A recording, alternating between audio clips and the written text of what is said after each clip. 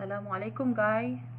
So for today's lecture, for Introduction to Civil Engineering Technology, we'll be looking at urban stormwater design. Right. What is stormwater? Stormwater is water from rain and melted snow that flows across the ground into the storm sewers found at low points and along the sides of streets. The stormwater flows through a system of pipes and roadside ditches that make up the storm sewer system. The water eventually finds its way to lakes, rivers, streams, wetlands, and the ocean.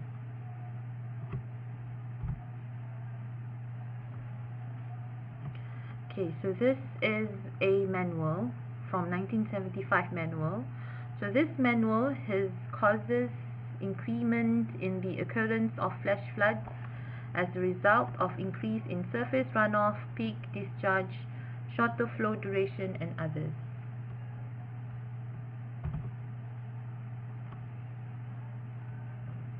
Urban Drainage Standard and Procedures for Peninsular Malaysia 1975 only focus on rapid disposal of surface runoff, hard engineering, localized approach, and only one function, which is quantity control, but not quality control of the water.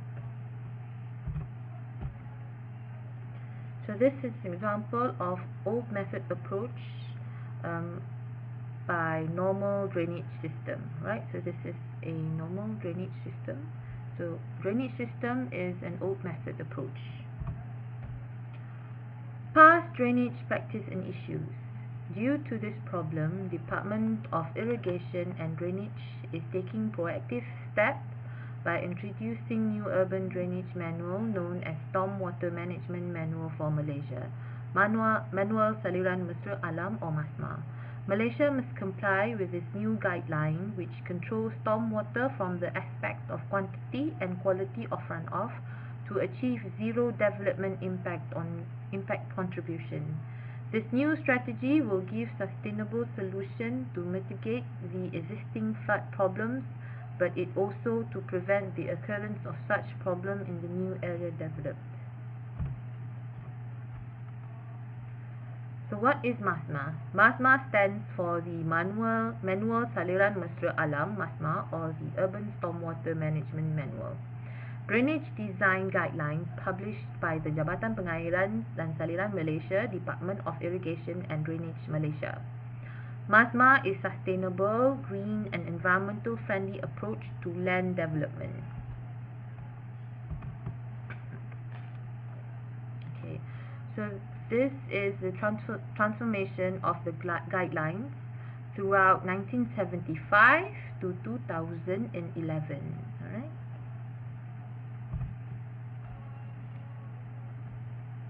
So the improvement of the manual is to raise awareness, to reduce flooding, to create water quality improvement, and to eliminate flood.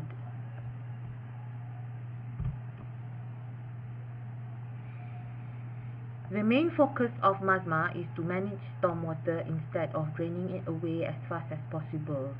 For older manual version, older manual version 1975 manual says that it wants to drain away all the water as fast as possible. Okay, but for this manual, it considers the current existing problems such as flash flood, river pollution, soil erosion, hill development, etc.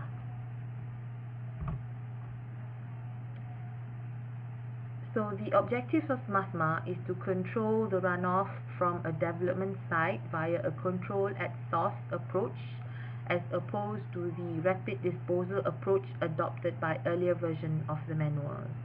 Two major parameters to be controlled, quantity and quality of discharge. These two components must be addressed at the source or the site of development. The quantity and quality of discharge going out from the site must not exceed those before the development. To achieve previous objectives, structural and hydraulic components such as site storage facilities, Control structures and underground infiltration modules must be designed and installed within the site. The ultimate objective is to ensure zero development impact in both quantity and quality of runoff from a development site. With adoption of MASMA, the following problems related to stormwater management will be handled more efficiently and effectively, especially on flash flooding and mud flows, uncontrolled construction activities, garbage and floating litters, water pollution and ecological damage, surcharges and overflows from wastewater facilities, sedimentation, urban slope failures, traffic disruption and accidents. Alright, this is the current issue that happens in Malaysia recently. So that's flash floods. So for MASMA solution, MASMA proposed for you to create detention ponds, and also current issues: polluted rivers, installed gross pollutant trap, GPTs. Silted waterways, MASMA solution is for you to have erosion and sediment control plan, ESCP.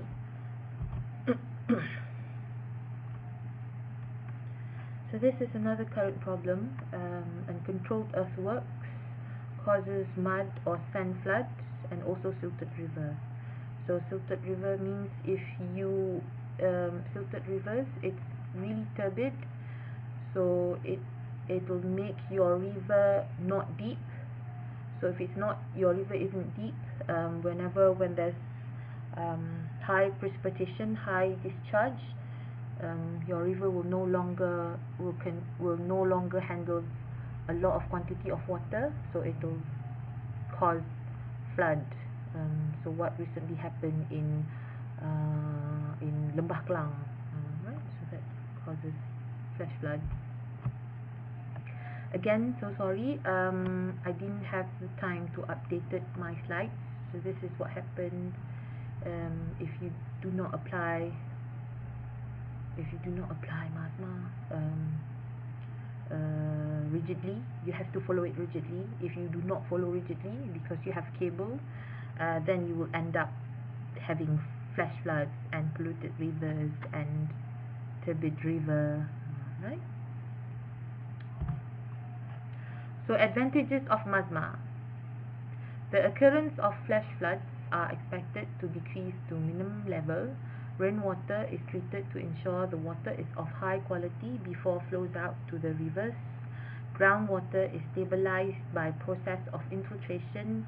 The flora and fauna are maintained in the ecosystem.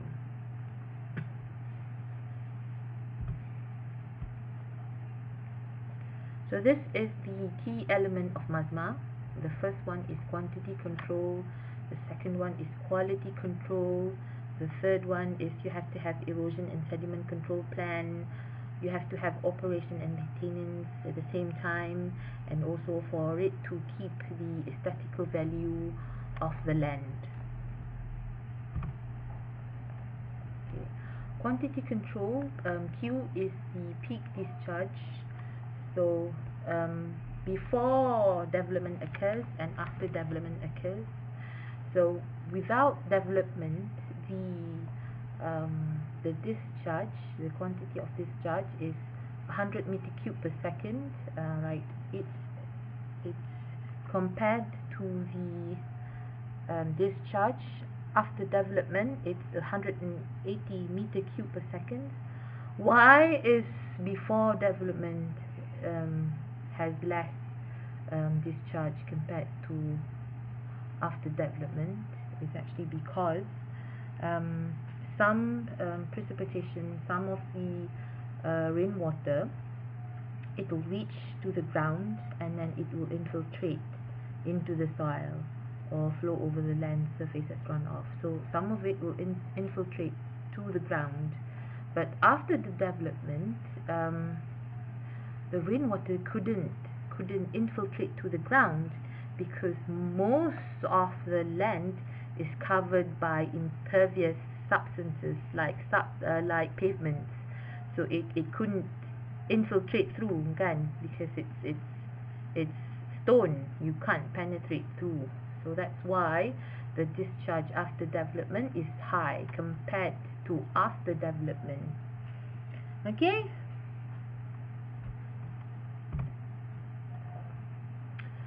So quantity control implementation, you have to have on-site detention pond, you have to have wet pond, you have to have dry pond, and you can also harvest your rainwater.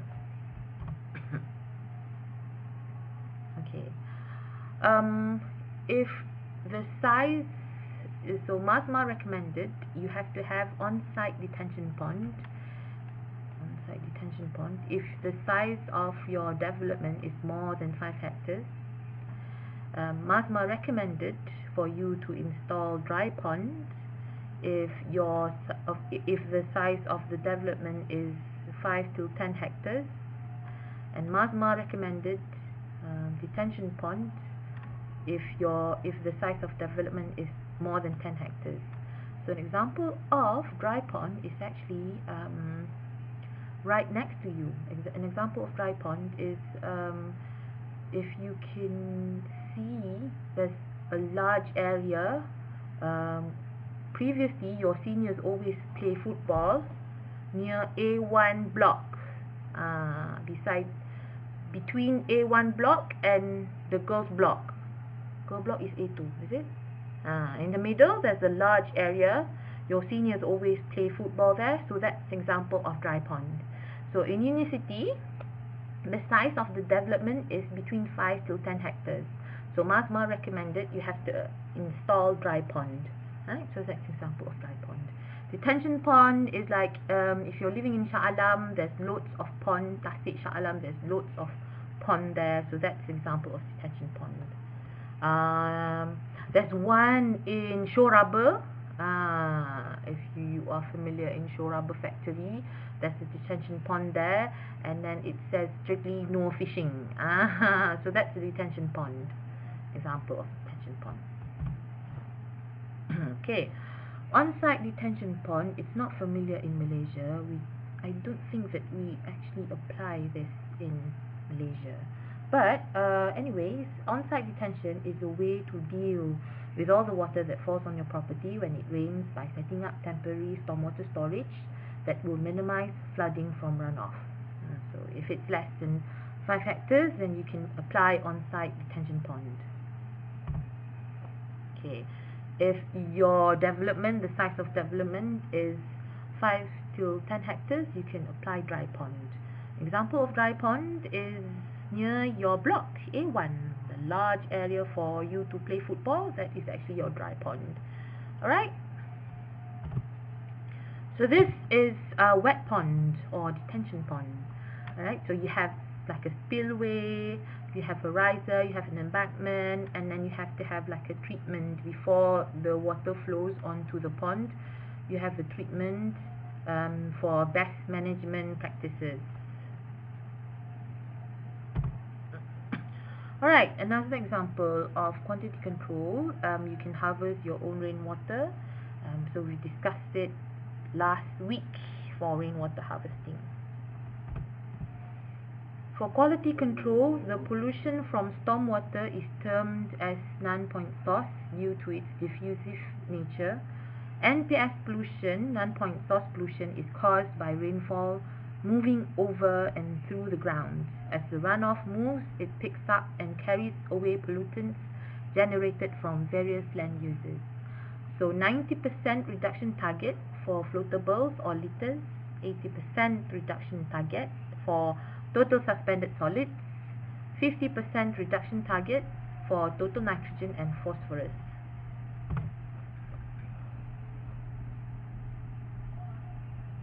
Alright, so this is an example for quality control. This is gross pollutant trap.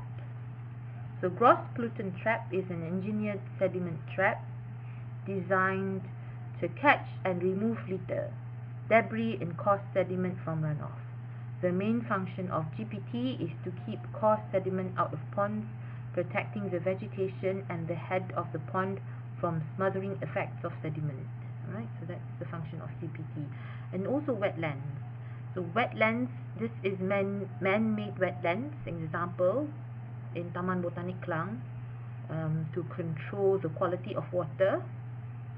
And we have it in Perlis, but we are not man-made wetlands. In Perlis, it's nature wetlands. It happens. It happens naturally near the Timah Tasuk Dam. Timah Tasuk Dam, there's wetlands. If you are from Padang Besar to Perlis to Kanga, it's on your right hand side. There's large vast of wetlands, naturally wetlands, not man-made. Okay, so this is an example of, again, quality control implementation. So infiltration, there's like a pond, like you have like a stone for infiltrate. So it's like a slow sand filter. So you filter all the debris from the water, and then you will end up with clean water underground. So bioretention also works the same as sand filter. Alright, so this is example, again, implementation for quality control of the water. So there's this drainage, but under the drainage, it's installed a geotextile to filtrate all the dirty water into the groundwater. So the groundwater has clean water because it infiltrates through this pervious geotextile substance from the drainage. Okay, again, this is erosion and sediment control plan. So this is guidelines for erosion and sediment control in Malaysia. So before you do any construction works, you have to actually look at this ESCP before you do any construction works. Alright? So general principle of ESCP is to minimize soil erosion, to preserve topsoil and other assets, to access roots and site management, for drainage control and runoff management, for earthwork and erosion control, sediment and prevention control, and for slope stabilization, and also site maintenance.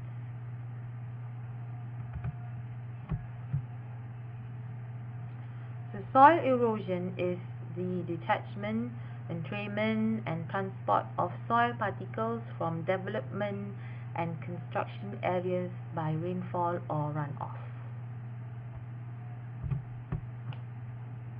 Alright, without ESCP, this will happen. So large-scale earthworks without erosion control, pest management practices, they will have severe sedimentation of drains and culverts downstream, and your waterways and coastal area will look like teh tarik. So there's no slope protection, there's no geotextile on the slope, so it will cause land erosion. So look at your river. Without riverbank protection, your river would look like teh tarik as well. Okay, so you have to have ESCP to prevent from all of this happening to our coastal areas and waterways. Okay, so to control erosion, you have to apply seeding and planting, mulching, and you have to apply geotextile and mats. To control runoff, you have to have earth bank, you have to have diversion channel, drainage outlet protection, temporary water crossing. For control sediment, you have to have silt fence, you have to have check dam, you have to have sediment trap, GPTs, you have to have sediment basin. Okay. For ESCP, you have to have, so this is this is how it looks like, sedimentation pond. You have to have check dam, you have to have stone stock, and you have to have silt fence. according to ESCP.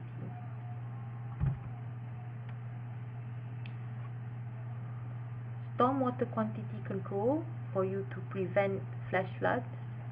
ESCP for you to prevent mud flood. Stormwater quality control to prevent polluted rivers. Alright. So drainage system is to provide development free from floods, to control excess runoff water at source, not to affect surrounding development, to integrate with main established drainage system, to complement earthwork platforming, to establish drainage reserves, to suit development phases, to abide all laws and guidelines.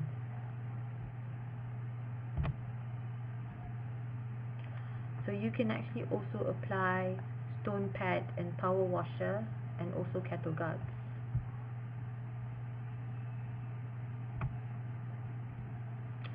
Stormwater drainage system is designed so that it enhances the appearance of the area and maximize its use by the community without compromising the functionality of the drainage component or system. Alright, so this is an example of observed existing drainage system.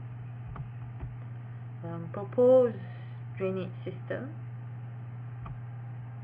The ultimate drainage system. Just a plan for drainage system. Alright guys, that's it for today. Thank you so much. I'll be seeing you next week. Thank you.